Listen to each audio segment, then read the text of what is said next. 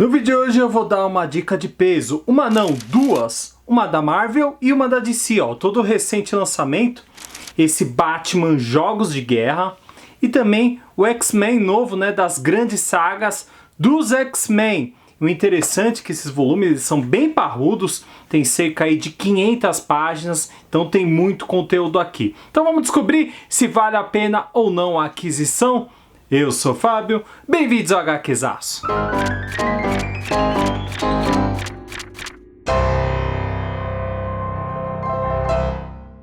Eu tô achando interessante isso que a editora Panini tá fazendo, né, de lançar nesse formato capa cartão, que raramente a gente tem visto, né, nos últimos anos. Eu acho que nesse formato, assim, por exemplo, do próprio Batman, eles tinham lançado a própria Queda do Morcego, né, em 3 volumes, e depois nunca lançaram mais nesse formato, e agora eles estão lançando alguns. Eu acho uma bela aí pedida aí pra galera que curte ler, e também não pesa muito na estante, por ser um material em capa cartão. São pequenas coisas que fazem toda a diferença na hora que você tem uma porrada de quadrinho, e quem tem sabe do que eu tô falando.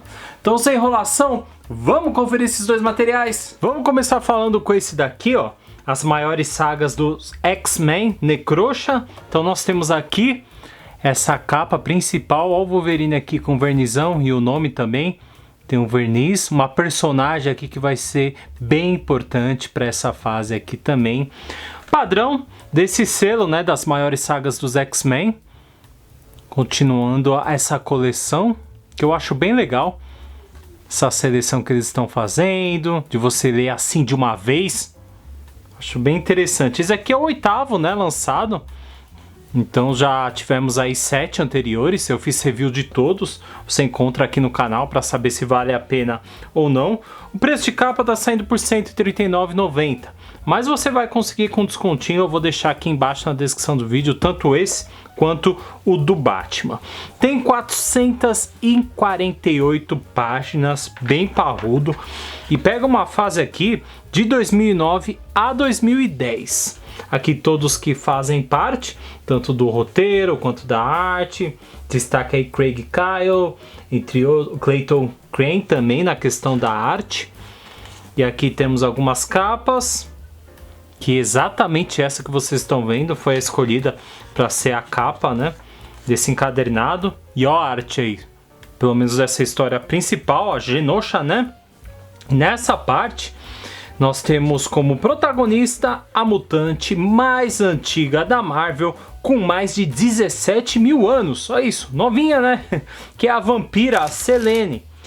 E para ter mais poder, ela precisa fazer o que? Ela precisa devorar almas. Com isso, ela vai ressuscitando heróis e vilões por onde passa. Então nós temos a chance de ver alguns personagens esquecidos aqui. E Genosha, para quem não sabe, foi um refúgio para os mutantes, mas em um ataque, mais de 16 milhões de mutantes foram mortos.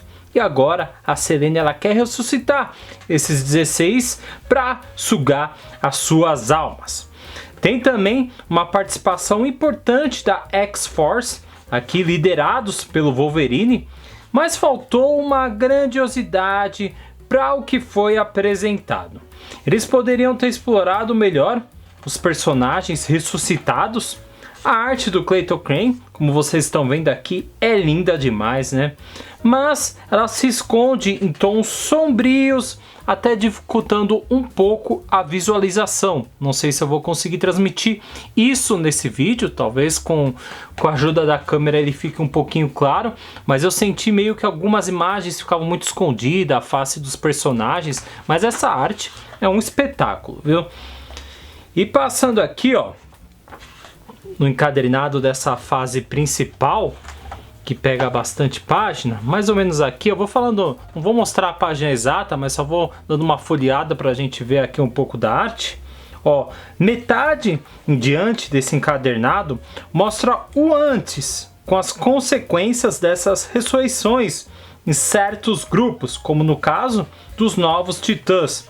Porém, faltou, diria, mais emoção da equipe ao ver falecidos amigos. Então eles acabam olhando algumas pessoas importantes, né, para eles, para a equipe, e não, diria que não se importaram, não se emocionaram muito por aqui. Mais um pouco da arte aí para vocês. Também mais para frente tem uma parte interessante com os X-Men, onde eles acabam sendo possuídos por uma força. Em meio a tantos acontecimentos, se você não tem um conhecimento da fase presente, fase presente, e só quer ler esse encadernado, talvez você vá ficar um pouco perdido, viu? De resto, a gente vai ver aqui outras histórias com alguns personagens importantes da fase, mas nada de tão relevante assim. Então, resumindo esse encadernado aqui, galera, eu esperava mais. Ver a Selene em ação sempre empolga, mas ao terminar a leitura eu fiquei sentindo que faltou um pouquinho de sal, sabe? Coadjuvantes aqui rasos e alguns momentos que não fazem sentido algum para o desenrolar da aventura. Mostra também a equipe principal dos X-Men, como vocês estão vendo aqui. Mostra uma parte bem interessante com a X-Force atual também, lideradas aí pelo Wolverine. Mais um pouquinho da arte. Aqui outros personagens surgindo. Mas não foi uma das melhores das grandes sagas dos X-Men, não, na minha opinião. Mas essa personagem, ela é forte pra caramba, eu gosto quando ela aparece em certos encadernados. Aqui vai mostrar também uma relação do passado com personagens que foram importantes para toda essa conquista dela. O que mais? Acho que é só isso, viu, galera? E é isso. Mas continua legal esse selo. Ó, tem uns extras, algumas capas aqui. E aqui a propaganda dos anteriores, de alguns dos anteriores, né? Mas se a Panini lançar outros, eu vou continuar pegando essa coleção sim. Indico mais ou menos esse. É legal, mas esperava mais. Agora falamos de Marvel, agora vamos falar da DC. Desse encadernado do Batman Jogos de Guerra. É o volume 1. Aqui nós temos aqui a capa escolhida com alguns personagens, alguns vilões. E lá no topinho, quem que a gente vê? A gente vê o Batman. Também tem um vernizão localizado. Lombadinha ficou show aqui também, ó. Jogos de Guerra, tudo ok. Aqui a parte de trás, tudo que compila. Tem diversos aqui capítulos aqui, diversos títulos, ó. Detective Comics, Robin. Tem também Legends of the Dark Knight, Asa Noturna, Mulher Gato, Batman. Tem uma porrada de capítulos aqui. O preço de capa está saindo por R$ 159,90. Tem 520 páginas. Essa fase aqui é dos anos 2000, de 2004. E saiu por aqui em 2005, na mensal do Batman, né? Essa principal. Depois teve outras aqui que saíram também. Então vamos começar falando com esse comecinho, ó. Primeiro vai mostrar uma história aqui com uma personagem, a relação dela com o Batman, meio que apresentando o cenário atual. E depois começa aqui uma história, diria a primeira grande parte longa do encadernado, né? Onde faz o Batman correr contra o tempo para poder ajudar uma jovem grávida. Mas a grande interação aqui é com a doutora Leslie. Para quem não sabe, ela foi a primeira a ajudar o Bruce Wayne após a morte dos seus pais. E ela sabe seus segredos, sabe que o Bruce é o Batman. Então eles têm uma relação aí de quando um precisa, um liga para o outro e larga tudo e vai atrás. Foi aqui o caso, a Leslie consegue contato com o Batman e ele larga tudo que ele está fazendo para ver o que ela quer. E é logo essa garota que está grávida, correndo risco de vida dela e o bebê. E aqui nós vemos um Batman mais sombrio, mais duro. E o desenvolvimento nessa personagem tão importante já agrada aqui logo de cara. Então vamos passar agora um pouquinho mais para frente. Aqui mais ou menos, ó. Vamos vendo um pouco da arte. Drogas e contrabando serão temas recorrentes nessa fase. E aqui teremos até a participação da Tarântula. Para quem não sabe, é uma ex-agente do FBI que agora combate o crime e teve sua origem nos quadrinhos do Asa Noturna. Então ela vira e mexe, aparece principalmente nessa fase em questão. E algo mais sobrenatural é focado aqui, uma mistura de esgotos, de baratas. Ela também tenta ter a confiança do Batman, uma parte bem legal também. Vamos ver mais pra frente. Ó, acho que é mais ou menos aqui, ó. Pra quem não sabe também, outra curiosidade que estava rolando nessa fase, nesse ano específico, o Tim, ele acabou abandonando o manto do Robin. Com isso, a Spoiler, ela assume o seu lugar de uma forma bem rápida e sem pensar muito. Outra garota que merece o destaque é a Cassandra Cain. Para quem não sabe, ela foi criada para se tornar guarda-costas do Ra's al Ghul. E agora ela atua aqui como Batgirl. A gente viu aqui no começo, nas primeiras páginas, ela aparecendo ao lado do morcego.